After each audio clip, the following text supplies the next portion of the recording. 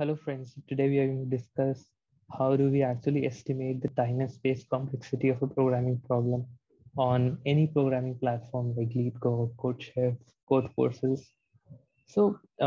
Whenever you look at a problem, you usually have some approaches in your mind that you get, right? Usually start with the brute force and then try to optimize it, right? So how do we know like up till when do we have to optimize and up till when we have actually found that the right complexity that would actually be passing all the test cases for my solution. So to get an idea on how to do that, the first step is actually to be looking at the constraints that are given with the problem. So in this question, if you see, this is the problem number 3 on LeetCode, which is longest substring without any repeating characters. So here you're given a string, right? You need to find the length of the longest substring without repeating characters. So when you look at the problem, so usually if you see in this problem, your input size is actually the length of the string, right? So whatever complexity or the time and space complexity that you would be estimating for would usually revolve around this particular input size, right? So if you look at the constraints, here it's given that your string length can be 0 and it would range from 0 to 5 into 10 to the power 4, right? Which is 50,000, right? So how do we estimate it? I mean, first let's just try to understand how many number of operations that can actually pass in 1 second. So if you see in all the problems on different platforms, on LeetCode you don't see like what is the time limit and all, but usually it ranges between 0.5 seconds to 1 second. I mean, each and every test case that they have in the background running, once you submit your code, then it actually runs it through all the test cases, and each test case is actually having some corresponding time limit, which is usually 0.5 seconds to 1 second, right? So if you see, general rule of thumb is the first in 1 second, the maximum number of operations that could possibly pass is actually 10 to the power 8. So the maximum number. So if your time limit is say 1 second, then the number of operations that you can possibly perform in your code, which is corresponding to a particular problem, then it should be at maximum this 10 to the power 8 number of operations. This is OP, which is operations. Okay.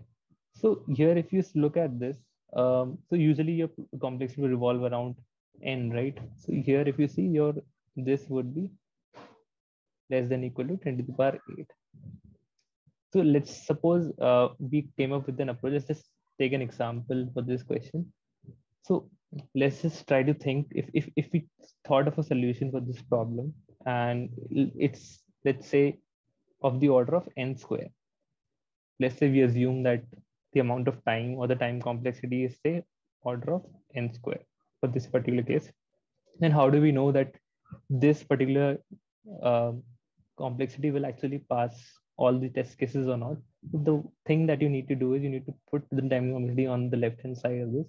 So the number of operations, which is the time complexity, should be less than or equal to 10 to the power 8. And what is n in this? N is nothing but the length of the string. That is the input size, right? So if you see here, what is the maximum length of the string that you could possibly have? It is 5 into 10 to the power 4. So if you replace n with 5 into 10 to the power 4 here,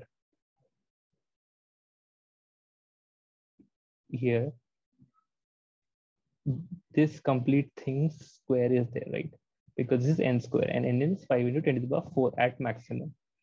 And your limit for passing the test cases is 10 to the power 8. So this complete thing should be less than or equal to 10 to the power 8, right? So here, if you calculate, this is somewhere around 25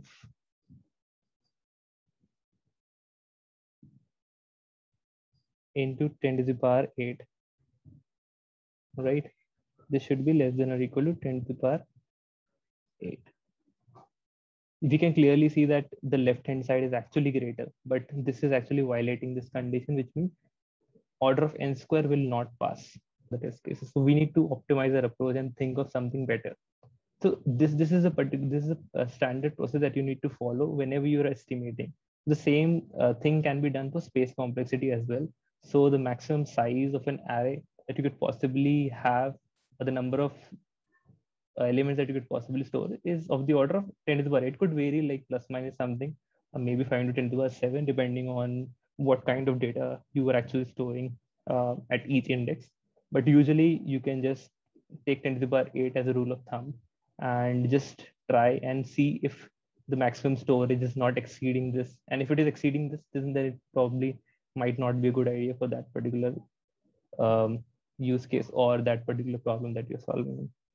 So here you can see that clearly n square is not going to pass. So let's suppose say next you tried and thought of an approach that is say n log n log of n. Okay, so here if you see the input size was this 5 into 10 to the power 4 into log n. N is 5 into 10 to the power 4. This is to the base 2, right? So for the base 2, this should be less than or equal to 10 to the power 8. So now we have 5 into 10 to the power 4 into log of 5 into 10 to the power 4 to the base 2 should be less than or equal to 10 to the power 8, right? This log value is around 15.6. And here we have 5 into 10 to the power 4. This should be less than or equal to 10 to the power 8, right? So here, so this is somewhere around, this is rounded off 15 in 15.6 into 5. Let's say it's around 80 or something. So it's around 80 to 10 to the power 4. This should be less than, which we can clearly see that this approach should work, which means if you have thought of an approach, it should say n into log of n. So that this clearly means that it should ideally pass all the test cases, and whatever assumptions or whatever operation that we considered it for 1 second, as we can clearly see here. And let's say if you coding on CodeChef or Courses, there usually you get the time limit there. So if you say the time limit is say 2 seconds, then usually you have to do like this would be 10 to the power 8 for 1 second. So you have to multiply this by 2, which means 2 into 10 to the power 8 operations can be possibly done under 2 seconds. And this whatever computation that we're doing is usually valid for C++, C and C++, C or C++. The same things we can similarly do, since Java is actually slower as compared to C, C++. So usually whatever computations we are doing, so if let's say for C 10 to the power 8 operations can pass, then roughly we need to divide it by 2 for Java, which means 5 into 10 to the power 7 operation would possibly pass in 1 second. This is for Java.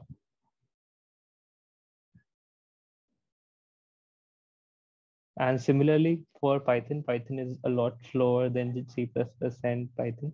So comparatively, if you compare it with C++, so roughly we need to divide 10 to the power 8 by 5, which means it is roughly 5 times slower than what we have for C++.